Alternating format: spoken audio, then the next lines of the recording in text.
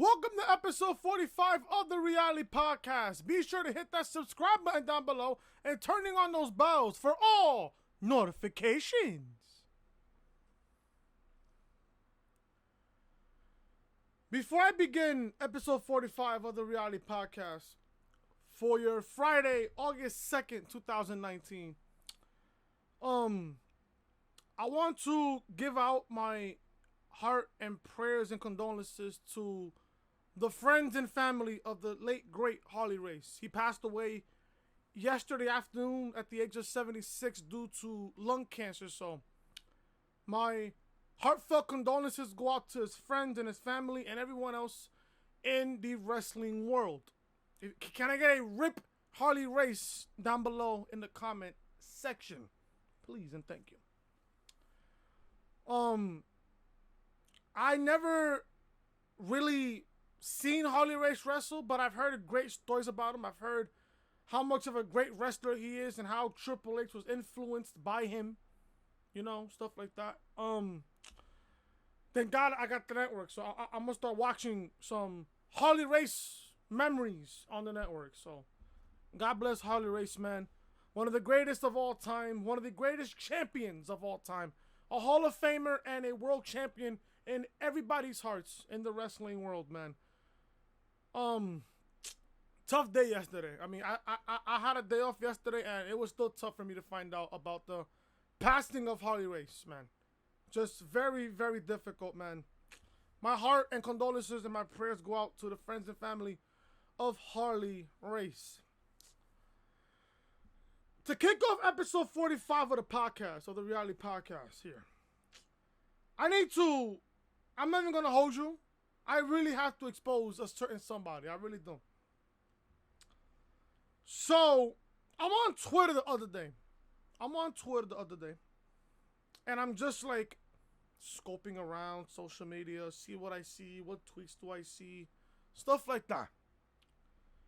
And somebody, I'm not going to expose no names. I'm not going to mention nobody's name here. Somebody on Twitter sends me this on the DMs. Now, if you guys are eating, if you guys are drinking, if you guys are doing anything, you got a 5-second warning to finish whatever you're drinking or finish your last chew or whatever you're eating. 5, 4, 3, 2, 1. Can somebody just sit here and explain to me how people find this funny? Can anybody out there tell me how this is funny? I would just love to know. Now, this certain somebody, I'm not going to give out his name. I'm not. I was just chilling with Jessica, and then this ended up being on my DMs. So, this certain somebody told me on Twitter, hey, Chris, I know you don't like X3, and X3 doesn't like you either. He doesn't like you and Storm, so he tweeted this picture on Twitter. I kind of want to give you ammo if you want to expose him on your podcast. So, there you go. If you're watching, thank you, if you're watching. Mind you, I have X3 blocked on Twitter, but this was sent to me on Twitter. I think around Wednesday. Yeah, Wednesday. This was sent to me on Wednesday. I'm looking at my fucking calendar just to make sure because I don't want to go through my DMs right now because there's a whole bunch of shit there. So, if you find X3 funny, if you associate yourself with X3, you're a fucking virgin. You're a virgin, you're irrelevant, and your opinion does not matter to me or anybody else in this community. Oh, and by the way, before I even forget, Nadine, you're still a slut. You're still a slut, girl. Just letting you know. Do I give a fuck? No. I certainly don't. I don't give a shit. But we're going to go over a whole bunch of news here, right here on episode 45 of the podcast. But, I want to talk about this whole wrestling community, people defending Monday Night Raw, and me saying to keep this energy going. I said this on NXT review yesterday, and I'm going to say it here again on the podcast here. If you defend Monday Night Raw on a weekly basis, I want you to keep that same exact energy going. Keep the same energy going. We all know that Raw is garbage on a weekly basis. We know that. People like me, people like Storms, people like TM, we criticize the show on a weekly basis. We critique the shows on a weekly basis. So don't tell us, oh, if you don't like it, don't watch. It's our job as YouTubers in this wrestling community to critique the shows on a weekly basis. SmackDown Live, sometimes it's a hit or miss. The majority of SmackDown Live so far this year has been a complete hit or a miss. Sometimes it's a big hit, sometimes it's a miss. But after WrestleMania, SmackDown is completely fucking terrible. Coming in the fucking SummerSlam, SmackDown so far has done a tremendous job building towards SummerSlam. Monday Night Raw on the other side there. What's there to be excited about on the Monday Night Raw side? People are excited for Becky Lynch versus Natalya. I'm saying that the build to that match so far has been good. So far, so good. Now, who knows? Becky and Natalya can do a 5-star classic at SummerSlam. They can. Natalya is a great wrestler. She's one of the best women's wrestlers there on the main roster. But for the fact that people wants to come at me and Storms and JD and everybody else in the community to tell us if you don't like it, don't watch. Stop sucking Vince's cock and trying to clout chase your way up on social media. It's not going to work. It's not going to work. Now, I seen this tweet from DJ Storms, and this shit just had me rolling. And I told myself, this is the best tweet I've seen so far this year. This is the best tweet I've seen so far this year. This is what DJ Storms tweeted. And I swear to God, this is the most goated tweet I've seen this week. Probably one of the best tweets I've seen all year. People that ruin wrestling. Iconic fans, Roman fans, Bella fans, Alexa Bliss fans, Jinder Mahal fans, Nia Jax fans, Baron Corbin fans, Charlotte Flair fans, fans that think Raw is a good show, casual wrestling fans. They're all stupid. Hashtag fact, hashtag use your head, and he's using the Randy Orton and RKO and Kofi Kingston and calling them stupid. Stupid. Stupid. I love it. I love it. I fucking love it. I swear to God. Goated. The most goated tweet I've seen this week. It was so good, I had to literally retweet that tweet. Storms, if you're watching, bro, shout out to you, brother. Shout out to you, man. But this is true. It's true. If you people are gonna defend Raw on a weekly basis, don't watch NXT. Don't watch NXT. Don't. And I said this on NXT review this past Wednesday. Look at NXT TakeOver's card. 6 matches booked for TakeOver. 6 matches. SummerSlam has more than doubled of that matchup being booked so far. Look at TakeOver's card and look at SummerSlam's card. Which card is going to be the best card? People got us talking. Listen, NXT got us talking after NXT TakeOver New York was all said and done. Triple H is going to have us talking after NXT TakeOver Toronto. And I said this also on NXT review. I don't even have to watch SummerSlam. I already know that show is going to be at least a 3 out of 10. If I was to rate SummerSlam's card from a 1 to 10, 1 being the absolute worst and 10 being the greatest card of all time, it has to be a 3. Tops, I'm giving SummerSlam a 3. TakeOver, the way TakeOver is being shown and the way TakeOver is being booked, that may be the greatest NXT TakeOver show of all time. It could be. It has the potential to be the greatest TakeOver show of all time. Can it surpass NXT TakeOver New York? Yeah, it can. Can it surpass NXT TakeOver 25? Yes. It's that good of a card that you guys are not going to want to miss NXT TakeOver New York. Or Toronto. I'm still thinking about New York. Toronto. You guys are not going to want to miss NXT TakeOver Toronto. They're just not. So, for all you casual fans out there who suck the fucking World Wrestling Entertainment dick on a weekly basis, do us all a favor. Keep the same energy going when CM Punk shows up for either All Out or the first TV show on October 2nd on TNT. Keep the same energy going. And then at the end of the day, smart fans like me, Storms, TM, Arnold, Christina, and everybody else that I know, we're all going to laugh at you at the end of the day. Be like, yup, we told you so. Hate to say it. I don't want to say I told you so, but I told you so. Expect NXT TakeOver Toronto to steal the entire month of August. Now, All Out can be a good show. NXT UK TakeOver Cardiff could be a good show. The G1 Finals can be a good show. Summerslam is going to be the most weakest show of the entire month of August. And that's factual. And that is facts. That is completely facts there. That's what I wanted to say here to kick off episode 45 of the Reality Podcast. We have a ton of news to go over. Now, I did say this to you guys this week.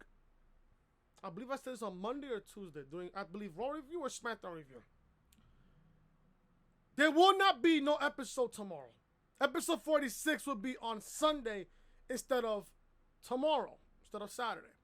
Reason why is because I have a doubleheader Saturday with the Yankees going up against the Boston Red Sox for 2 games. They have a game at 1 o'clock and then one at 7. So I'm going to be at work from 10 in the morning all the way to possibly 11, 12 o'clock at night. And then I have to come back here home in my apartment. And I got to record the podcast for Sunday. So it's going to be a long weekend for me, man. It's going to be a long, long weekend. And on top of that, not only there will not be episode 46 on Saturday, that'll be pushed to Sunday. There is a big chance that I'm not going to give you guys Raw Review this past Monday. And I'm going to tell you why. 2 reasons. One is the go-home show before SummerSlam. There is no point for me to watch a Monday Night Raw show on the go-home show before SummerSlam. Because you guys know how the go-home show goes before a pay-per-view. They fucking suck. And then the second reason, I'm going to be in New Jersey. I'm going to be in Six Flags on Monday. So, there you go. I'm not going to watch Raw Monday night, nor do I care. You guys can tweet me. You guys can DM me on how Raw is, on how Raw's going to be. I'm just not going to watch the show. I'm going to be in Jersey. I'm going to be in Six Flags in Jersey having a good time. There's no point for me to watch Monday Night Raw at all this Monday. And on top of that, it's a go-home show. Now, I'll be in Jersey Monday, and then Tuesday, I'll be home Tuesday just in time for SmackDown Live. So you guys will get a SmackDown Live review this upcoming Tuesday. So there will be no podcast on Saturday, and there will be no Raw review this Monday. So there you guys go. If you guys don't know who I am, I'm your boy Chris. Thank you guys so much for tuning back into the channel on this Friday, August 2nd, 2019. Thank you guys so much for tuning back into the channel. If you guys are excited for NXT TakeOver Toronto, if you guys are excited for All Out, if you guys are excited for NXT UK TakeOver Cardiff, if you guys are even excited for All Out and the TV show for October 2nd, I want you guys to hit that thumbs up. Leave a comment down below what you guys are thinking so far of NXT TakeOver Toronto. What are your predictions for NXT TakeOver Toronto? And also, if you guys are new to the channel, be sure to show your support by hitting that subscribe button down below and turning on those bells for all notifications. Check out NXT Review live on the channel right now. Fandango makes his return to NXT this past Wednesday. And man, did he look fantastic. Link to NXT Review will be in the annotation above that you see on the upper right hand corner of your screen. Check out SmackDown Live review from this past Tuesday. Yeah, I know, folks. I have the Summerslam logo completely wrong. I know. I got the wrong logo. My bad. I apologize. Anyways. SmackDown Live review live on the channel right now. Trish and Charlotte confirmed for SummerSlam. I think this match should be good. I can't wait for it. Link to SmackDown Live review will be in the annotation above that you see on the upper right hand corner of your screen. And check out Monday Night Raw review. This company is a fucking joke.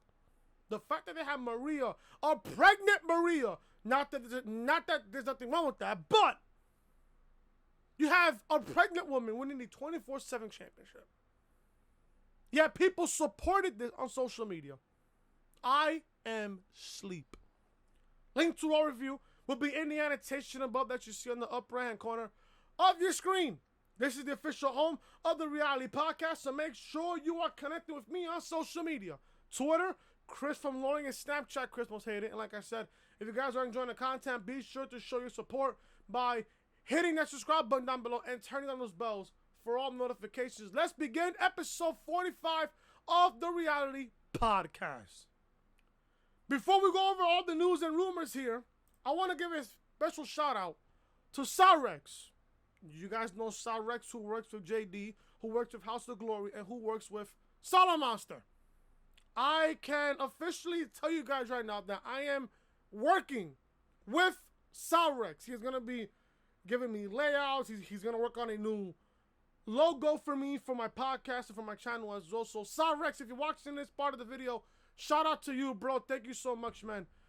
I will leave you a link to Cyrex's Twitter. If you guys need any help on, logos, banners, YouTube layouts, stuff like that, make sure you guys hit up Cyrex. I will leave his Twitter profile, his link to his Twitter down below in the description, man. If you guys need any type of help on your YouTube channel, please hit up Cyrex. And also, I want to give a special shout out to JD for putting me on to Cyrex. So, Cyrex, if you're watching, thank you so much, brother. And I'm looking forward to what you got on the logo and the banners and everything else for my channel. So thank you so much, bro. I want to start off the podcast here with this piece of information here. AEW, well, there's news on AEW. AEW announces when they will crown their AEW's women's champion. Don't look any further. October 2nd. AEW's October 2nd debut on TNT is going to be included with some historic moments. This will include crowning a new champion. Sports Illustrated reports that All Elite Wrestling will crown their first ever AEW's women's champion during the TNT debut episode. This type of match or competitors involved were not noted, but Brandy Rhodes said AEW wants to treat the women's champion with respect and hold the title to a very high standard. This was Sports Illustrated reported, and I quote, "For many female wrestlers, the opportunity to fight for the title represents the crowning achievement of their careers. The AEW's Women's Championship will be the cornerstone of the women's division. The championship will be treated with the utmost respect and prestige. We hope to inspire future female wrestlers to dream of holding such a meaningful title." End quote. This is exciting news for AEW fans who were waiting for some kind of confirmation about the future of the women's division. The new title will be unveiled at All Out, but on October 2nd, we will crown who gets to hold that unique title, which Brandy Rhodes has great influence in creating. This is good. This is good. Now, we don't know. I think Brandy is going to unveil the AEW Women's Championship belt at All Out. But the question is, who is going to win the first ever AEW Women's Championship on October 2nd on TNT? Now, if I was to pick a woman to win this whole entire thing, I would have Britt Baker win. Britt Baker, she's great in the ring. She's fantastic. Not forget to mention, she's the fucking girlfriend of Adam Cole, baby. She is beautiful. Listen, I love Britt Baker. I seen her at Double or Nothing in that triple threat match, which turned into a fatal four-way because of Awesome Kong. Jesus Christ. But if you guys was to pick a woman on AEW Women's Division to become the first ever AEW Women's Champion, who would you pick? I would pick Britt Baker. I'm not gonna lie to you. I would pick Britt Baker. If I was to pick one woman to win this entire thing for the AEW Women's Championship, I'm picking Britt Baker. Sound off in the comment section. Who would you pick for the first ever AEW's Women's Champion? Now, how would they go about it? Would they go about it with a tournament? Would they go about it with a fatal 4-way or a fatal 5-way? Whatever they can be. I would do a tournament. Simply, I would hold the tournament. I will hold the tournament on All Out. I will hold the tournament on All Out. A single elimination women's tournament, and you have the finals. You can have the finals or the semifinals and the finals on the TNT show on October 2nd. I think that would be a great idea. Start it off with a tournament. Have these women be able to fight their way in the tournament to become the first ever AEW's Women's Champion. Same thing with the tag team division for the tag team titles. The way that they did it with Jericho beating Omega and then Hangman Page winning a Battle Royal, you could have simply did a tournament as well for the AEW World Heavyweight Championship. But you're going to tell me, oh, that's too many tournaments. So you're just going to hand out opportunities? No. You have them fight their way to a tournament, and the winner of that tournament gets to become champion. So if I'm booking the crowning of the new AEW Women's Champion, I'm doing a tournament for All Out. Have at least like an 8 women tournament at least, an 8 women tournament. Then you have or if you want, 16 is a little too much, but they don't have that much women on that division. They don't have that much women, so I will do like an 8 women tournament. You can have the semifinals and the finals on TNT on October 2nd, because they're going to stack that show up as much as possible. So far, who are we getting so far for the first TV show? I think we're getting Cody Rhodes, I believe, versus Sammy Guevara, I believe so far.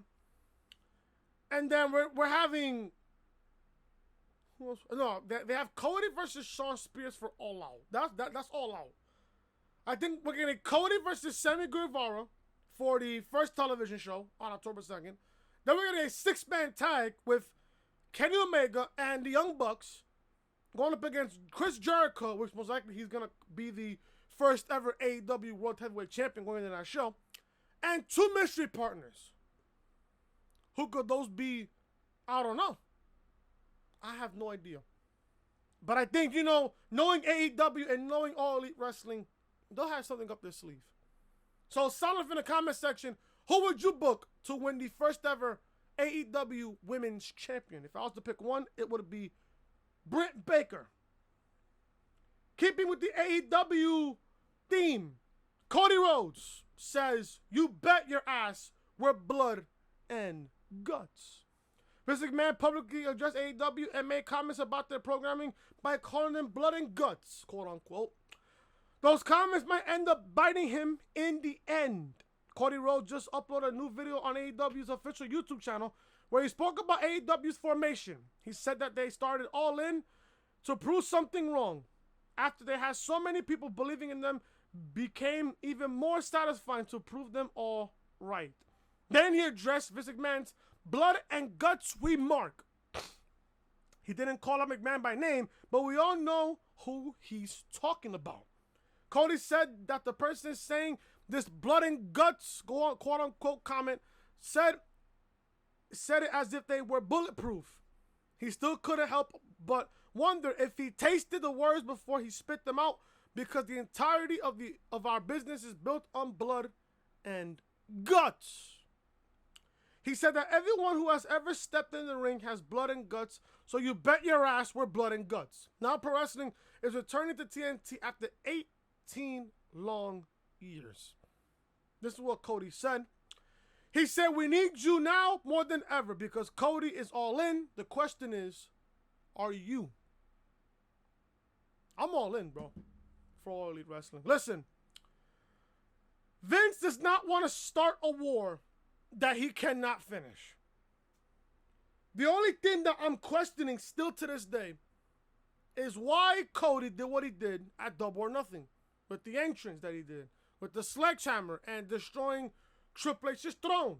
with the sledgehammer shot. I'm going to say this to Cody right now.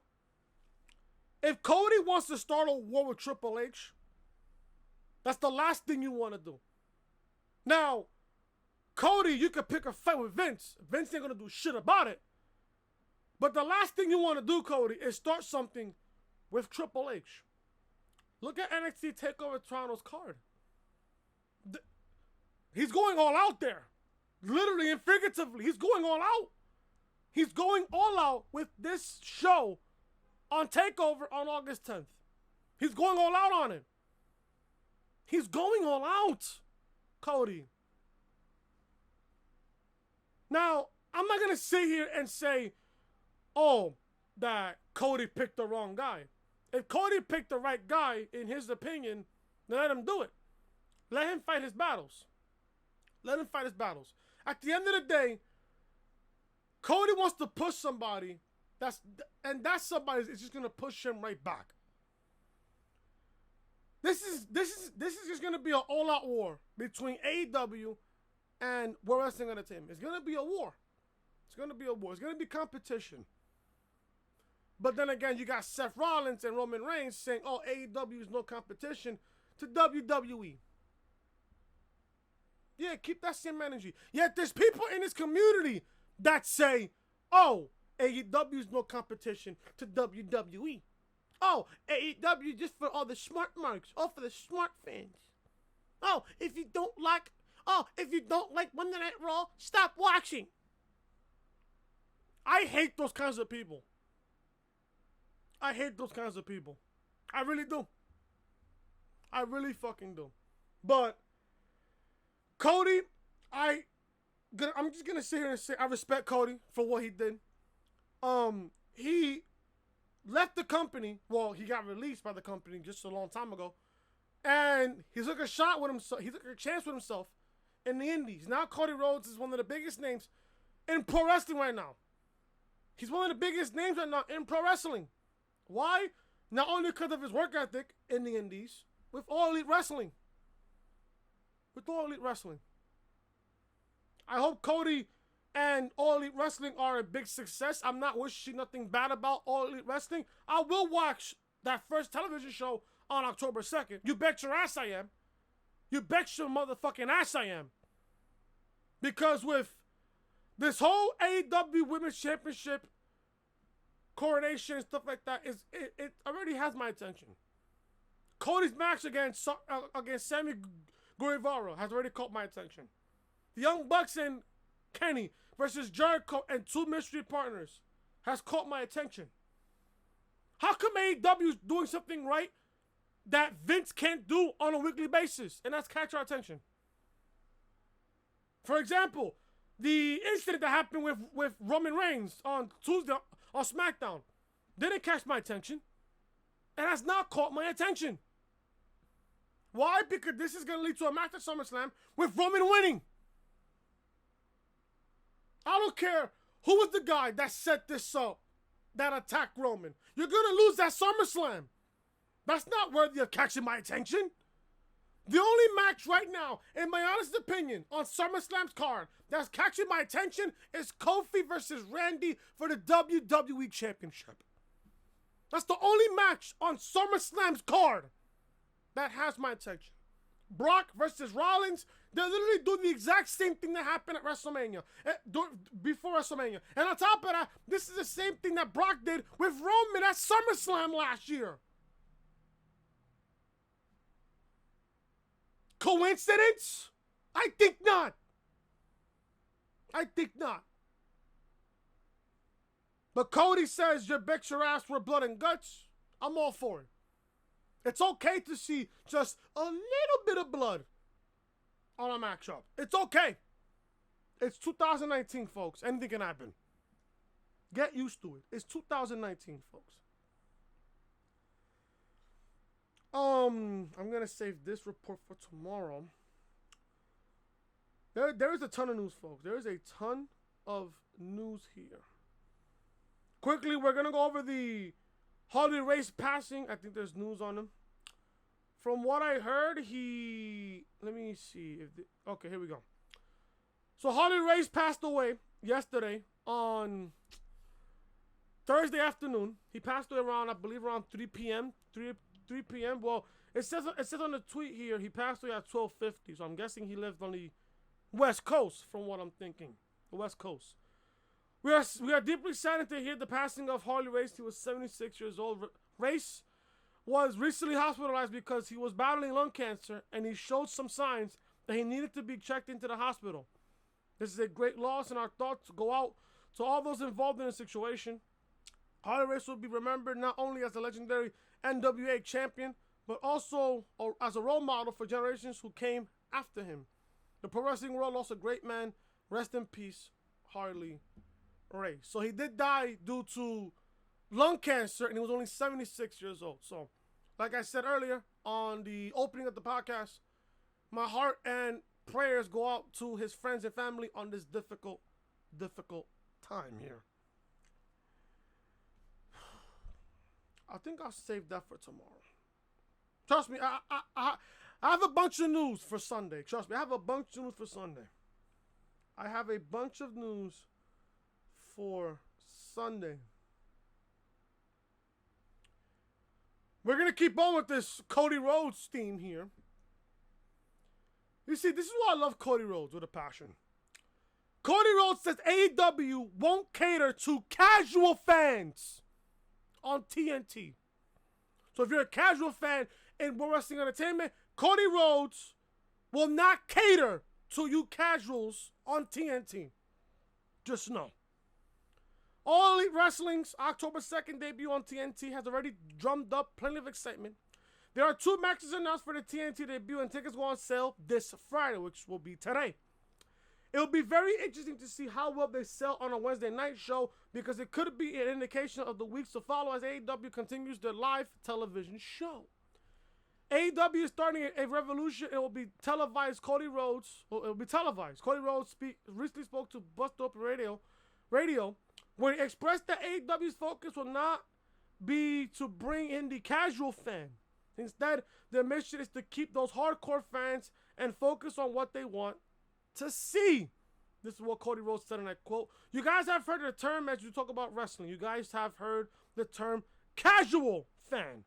I hear it all the time, right? How are they going to get the casual fan? The term casual fan, honestly, I think I throw up in my mouth a little bit every time I hear it, because it's the vernacular to describe wrestling as is based on the Monday Night Wars. When the Monday Night Wars are over, as in they're not a thing, as in they're not happening now in the present. What's happening here in the present is we can't determine what it is. It's something that history will only be able to tell us. So my focus is always the base that built AEW. That base, if you've seen it, you get it. If you haven't seen it, then it's something that you have to see and feel. And Bully knows what I'm talking about, because there's a lot of confidence that sometimes can get misplaced for ignorance from my behalf, from the elite's behalf. I've seen the power. I've seen the power of the AEW base. I've seen it. And that's why I want to focus on them first and foremost. There are people who are critical of what AEW does, and instead of signal boosting that, I'd rather the hundreds of fans that we have in that base than that one salty son of a bitch that's not coming on board anyways, if that makes any sense. You know, the first way to fail is to try and please everybody, but I gotta take care of the people that brought us to the dance in the first place, and I think that'll be appealing on a global level. I genuinely do. End quote. Cody Rhodes is a fucking genius, and I fucking love him. All Elite Wrestling won't have an easy road to travel from this point on, because you have to know World Wrestling Entertainment is going to try and squash any momentum they're able to build. However, Cody Rhodes seems confident that they are on the right track to not only maintaining their core fan base, but also add those numbers in a big way as time goes on. I've said this many, many times. The fact that AEW is having their first television show on October 2nd, and I even said this to my buddy Glenn, my friend of 15 years. I've told him the first month of AEW, they're going to struggle. Just a little bit. They're going to struggle. And he asks me why. I tell them the reason why AEW is going to struggle ratings-wise on the first month is because the NFL season, because of the basketball season that's going to start soon in October. They usually start around the middle of October. Then they got to worry about the MLB playoffs. Now, the postseason schedule for Major League Baseball came out yesterday. The American League wildcard game, if I can find it right here on my phone here. I did find it earlier. Let me see if I can find it here. I did look at the MLB schedule. AEW's television show is on October 2nd. The American League wildcard game falls on that exact same day. October 2nd. At the same exact time, at the exact same day. So AEW on October 2nd, they're going to struggle in that very first month. On that very first month.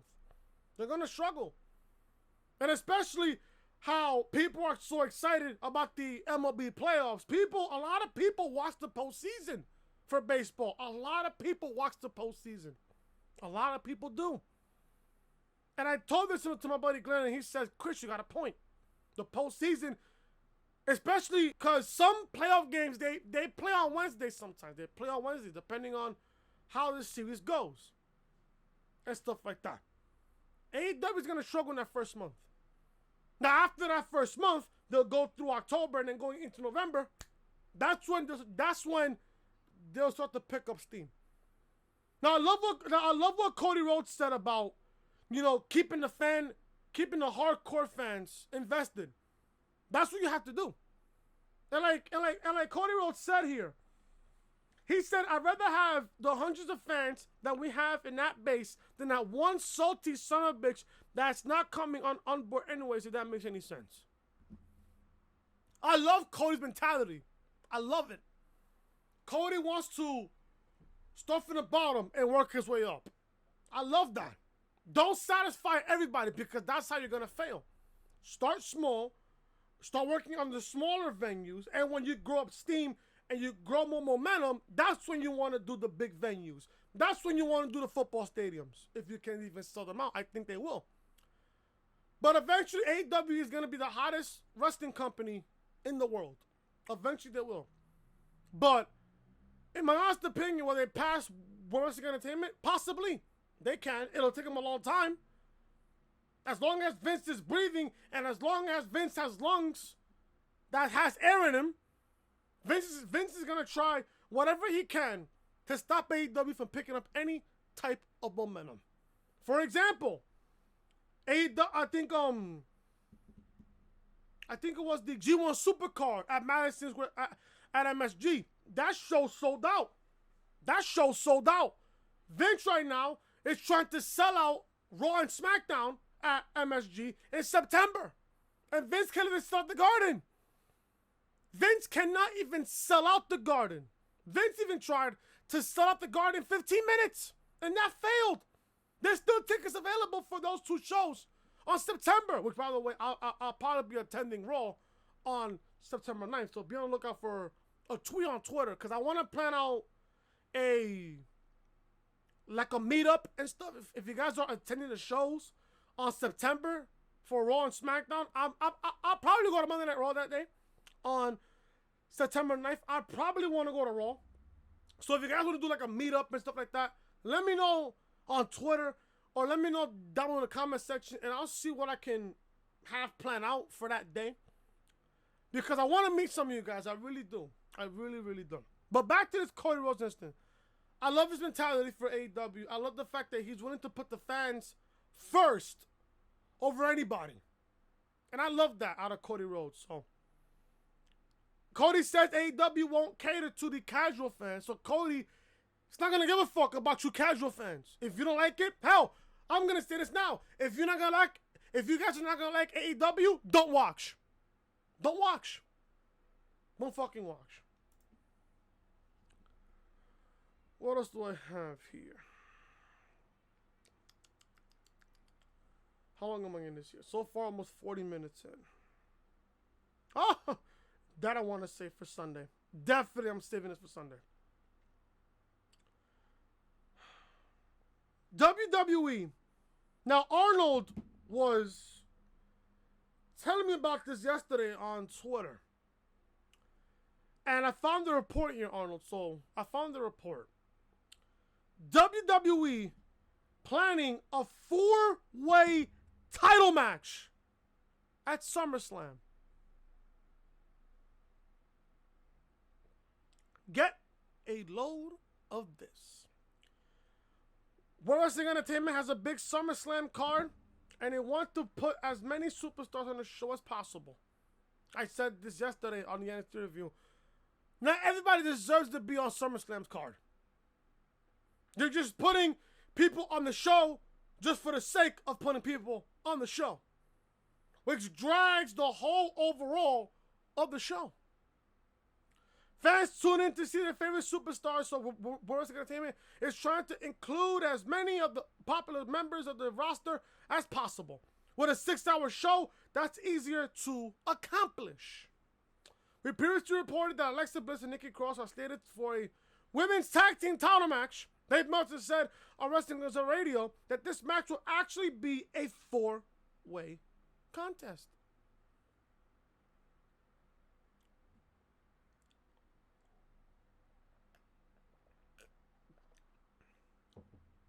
I almost threw up figures now.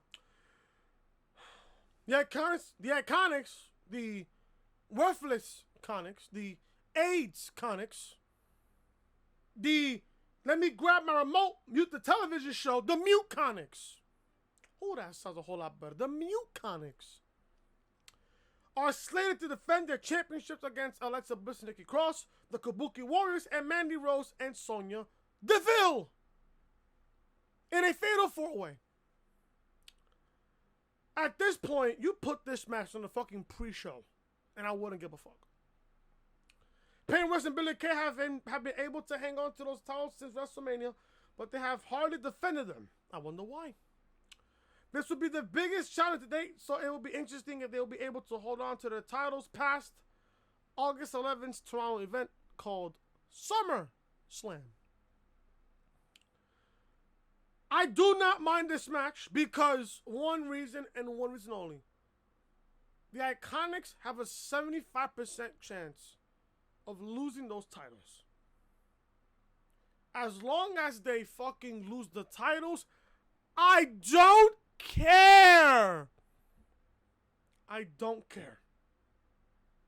As long as the Iconics lose those titles at SummerSlam, I don't care. Now, if you was to ask me, who would you have the Iconics lose the championships to? I wouldn't mind the Kabuki Warriors. Those two women, I wouldn't mind. You have to use Asuka and Kairi Sane on SmackDown Live. You just have to. Especially going into October. You just have to. Or, you can give those championships to Mandy Rose and Sonya Deville. They are a legit tag team, which I don't mind. I love Mandy Rose and Sonya Deville. I don't mind. The Kabuki Warriors, I don't mind. Why would you give the Women's Tag Team Championships to Alexa Bliss and Nikki Cross? Have you noticed, and JD brought this up, I believe on SmackDown Review. He mentioned this. Did you realize that ever since it was ever since Stomping Grounds. No. After Extreme Rules. Sorry about that. Ever since Extreme Rules, Alexa Bliss has been fighting Becky Lynch and Bayley every single week. Since. Why would you have Alexa fight Becky one night and then have her go one-on-one with Bayley on the next night? I don't know. Then all of a sudden, you want to have now Alexa and Nikki go after the Women's Tag Team Championships with no build. Whatsoever. With no build. I ask, why are they even in this match? Just why? And I'm gonna say this right now, and I don't give a fuck who I piss off. If you're an Alexa Bliss fan, you're the biggest virgin in this community. If Alexa Bliss and Nikki Cross win the Women's Tag Team Championships on SummerSlam night, I will shit all over this. I really will. I will shit all over this. I really will. And at this point, I don't give a fuck at all. Fuck Alexa. Fuck Nikki at this point, because Vince has killed Nikki Cross to a point of no return. You thought Vince buried Nikki Cross 6 feet deep. No, bitch. Vince buried Nikki Cross 12 feet deep. To a point of no fucking return. I am done with Nikki Cross. And even if you put her back in NXT, I still wouldn't care. That's how much I lost faith in Nikki Cross. You put her back in NXT, I still wouldn't care. I still wouldn't care. So they're booking a Fatal 4-Way Women's Tag Team title match for SummerSlam. As long as the Iconics lose those titles, I don't care. I don't care. I'm pulling for either the Kabuki Warriors or Mandy Rose and Sonya Deville. Speaking of Alexa Bliss and Nikki Cross, what Wrestling Entertainment's plan for Alexa Bliss and Nikki Cross has been revealed.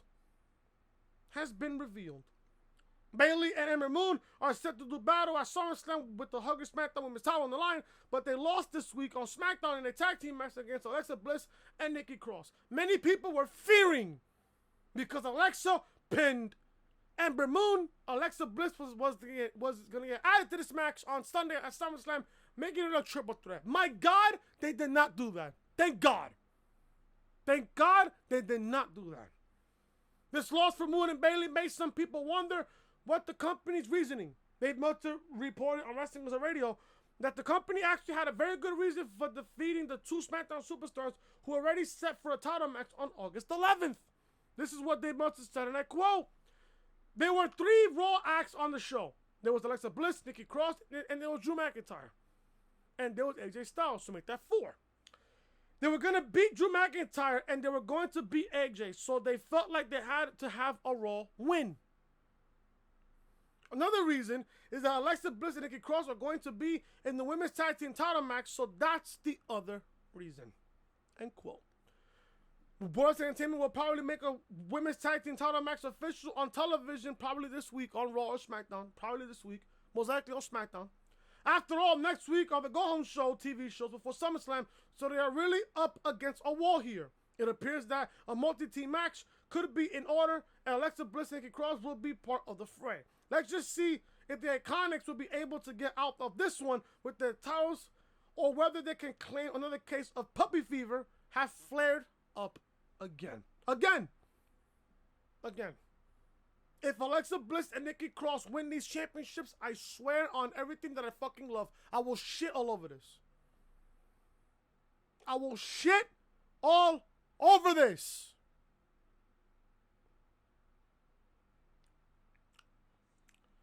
Roman Reigns. Roman Reigns' SummerSlam opponent has been revealed. News broke yesterday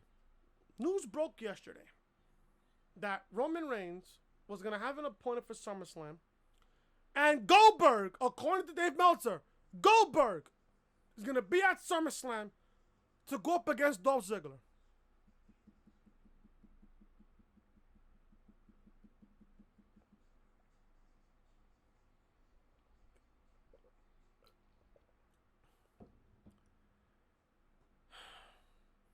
Are you fucking serious, bro? Roman Reigns was almost killed as SmackDown Live went off the air this week, but in the end, he was okay and was able to get up and walk away. This was an interesting direction to take after a bunch of scaffolding fell on him, but he's the quote-unquote big dog. So, woof woof, Mr. Reigns, woof woof. It was thought that Buddy Murphy might have been the assailant, but that was probably someone to throw fans off the scent of the actual culprit.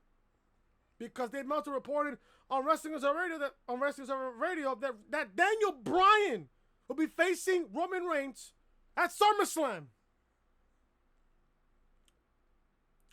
A little too late, if you was to ask me. Just a little too late. Just a little too late. A little too late there. Therefore, unless Bryan had a henchman do the dirty work for him, he was the one who toppled over that big lightning rod on Roman Reigns and tried to smash him during SmackDown's closing moments.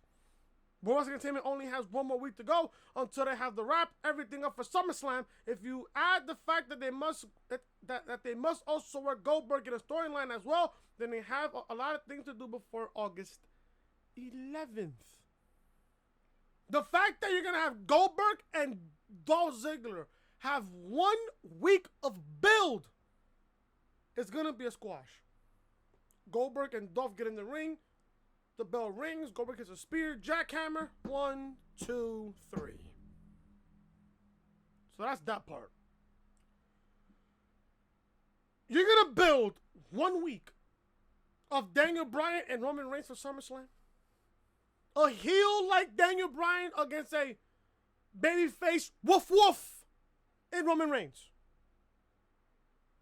I don't know what to tell you, folks. Expect that also to be a losing effort for Daniel Bryan as well, because of the simple fact that, you know, it's only 1 week of build. Only 1 week of build, folks. 1 week of build.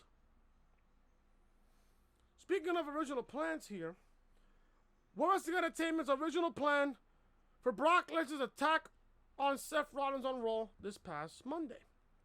Seth Rollins took a really bad beating at the end of Raw this week, but apparently the original plan was for it to not be as bad. That didn't work out because Rollins took a load of F5s on an unfolded steel chair and in brutal fashion. We previously reported that Wrestling Entertainment is desperately trying to make Seth Rollins look cool. No. That report I will go over tomorrow. Well, should I say Sunday? Because there will be no podcast tomorrow. So Sunday, I will go over that report on Sunday. We also reported that there are only 2 segments that WWE needed to change this week, and Rollins beating one was one of them. Brad Shepard reports that the chair wasn't initially a part of the segment, nor those stiff chair shots from Brock Lesnar. This is what Brad Shepard reported, and I quote on Twitter. According to a source in Wrestling Entertainment, Seth Rollins was originally supposed to take an F5 in the ring and then 1 through the announcer's table. The decision to up the ante was made by Paul Heyman, with Seth agreeing to those rough chair shots, of course. Again, I said this on Raw Review, you got to give Seth Rollins a whole lot of credit for going through those F5 shots and the F5 on the fucking gurney on Raw this past Monday. So, Rollins was only supposed to take an F5 in the ring and 1 on the announcer's table. So, the decision to up the ante was made by Paul Heyman, with Seth Rollins agreeing to those rough chair spots. You got to give Seth Rollins a ton of credit here. You got to give Seth Rollins a whole lot of respect, because no man would even go through that type of brutality. They wouldn't. I wouldn't. I know you guys wouldn't, but Seth did. Seth Rollins really took one for the team on Raw this week, because that was one serious beating. It wouldn't surprise us at all if Seth gets to set out the weekend's house shows, because he's still selling his injuries after an assault like that. Then again, he's a workhorse and might insist on performing anyway. When you have somebody bleeding in the mouth, you're not going to work on the weekend, because internal bleeding takes a while to heal. It takes around a week and a half to heal, depending how bad it is. Rollins was bleeding from the mouth this past Monday on Raw. Trust me, Rollins is going to take the weekend off. He'll probably be back on Monday to sell the injuries. There you go. Then again, you got to give Seth Rollins credit for agreeing to those shots by Paul Heyman, on Lesnar, and then Heyman was originally behind this with Rollins agreeing to it. So you got to give Seth Rollins a whole lot of respect there, but I asked the question again. Do you think Rollins is going to beat Lesnar at SummerSlam? Do you think Brock is going to have a short title reign at SummerSlam? No. He's not. He's not. What else do I have here? Oh, wow. Okay. What else do I have here? I want to save up some of the news for Sunday. I want to save up some of the news for Sunday here. Okay. I think I have a few more stories left to go. As a matter of fact, I think I'll go over the SummerSlam card right now. I'll go over the SummerSlam card as of right now, and then I have now one more report to go over, and then I'll save the rest of these news for Sunday, for the podcast on Sunday. Let me see if I can find one more report here. If I can find another report.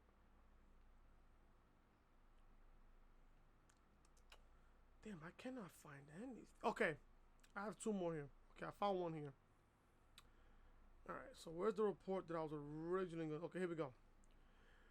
The entire SummerSlam 2019 card so far.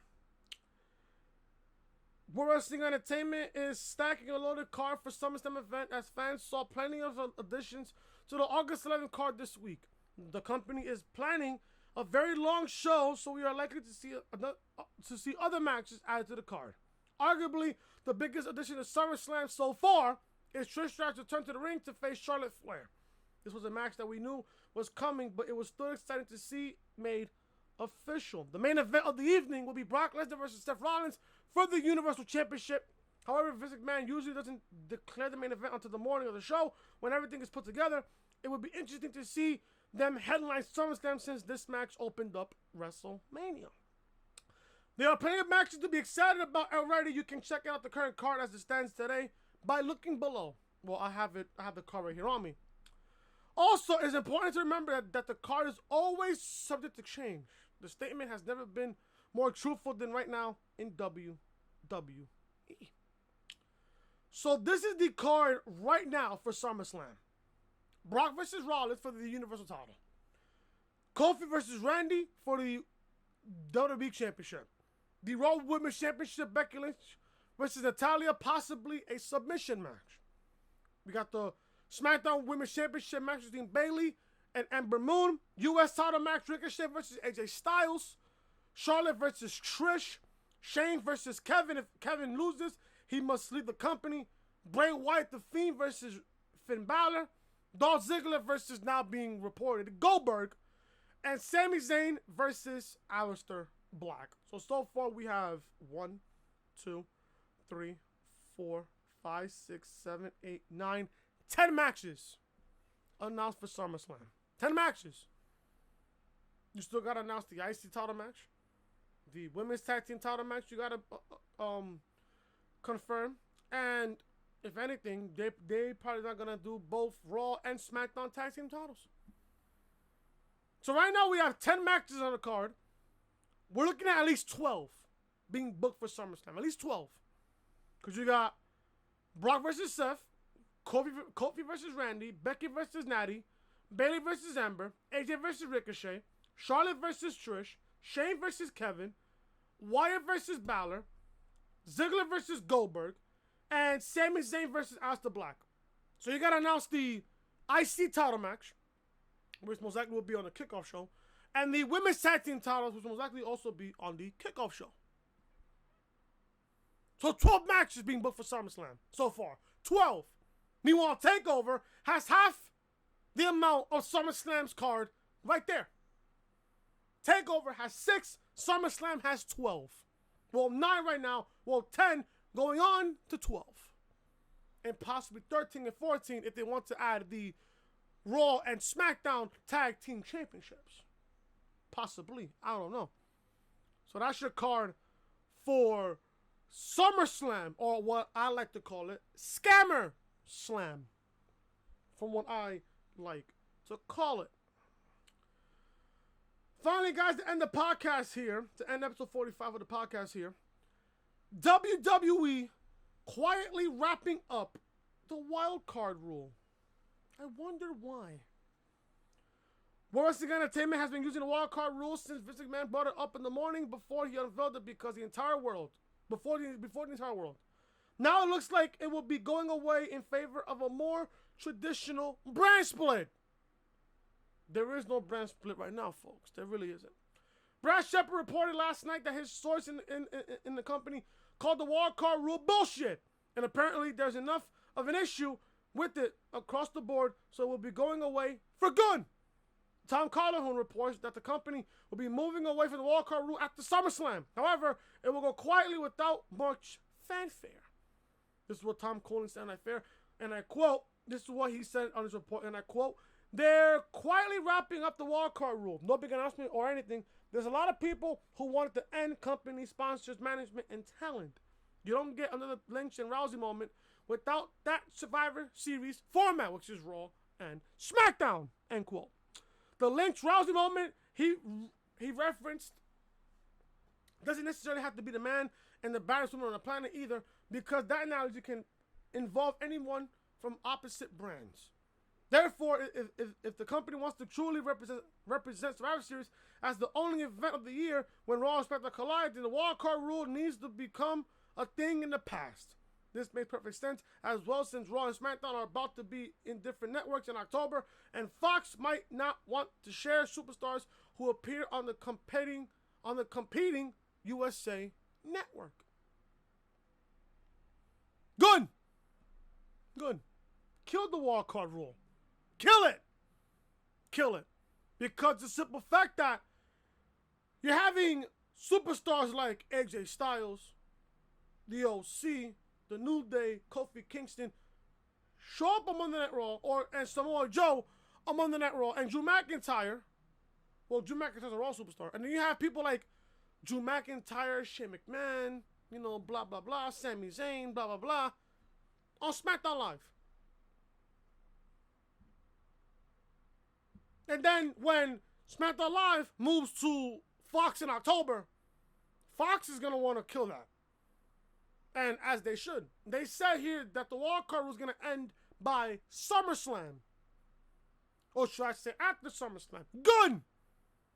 You have to keep it as a brand split. I hate seeing Raw superstars go to SmackDown and SmackDown superstars go to Monday Night Raw. It kills the effectiveness of the brand split. It really does. For example, I loved how they did it back in 2002. When Vince had SmackDown and Ric Flair had Monday Night Raw, and then they did a draft. I would book a traditional draft after SummerSlam. On that Raw after SummerSlam in Toronto, I am booking a fucking draft. Have everything fresh, except for the Universal and WWE Championships. Combine the tag team division. Combine the women's division. You can have all the women on one brand if you want. You can have all the women on one brand. Yeah, if you want, you can have the women on both brands. Well, then again, you can't really do that. But I don't know. How would you guys book the draft? Would you guys combine the tag team division? Would you guys combine the women's division? It's a good idea, but you want to keep the effectiveness of the brand split legit. So I wouldn't do it, even though I would, but then again I wouldn't, because it wouldn't make any sense, because you don't want some of the Raw girls go to SmackDown and then have the SmackDown girls go to Raw. I don't know how they would do this. But a draft, have it fresh. Have a fresh start. It's good for change. Change is good, folks. Change is good.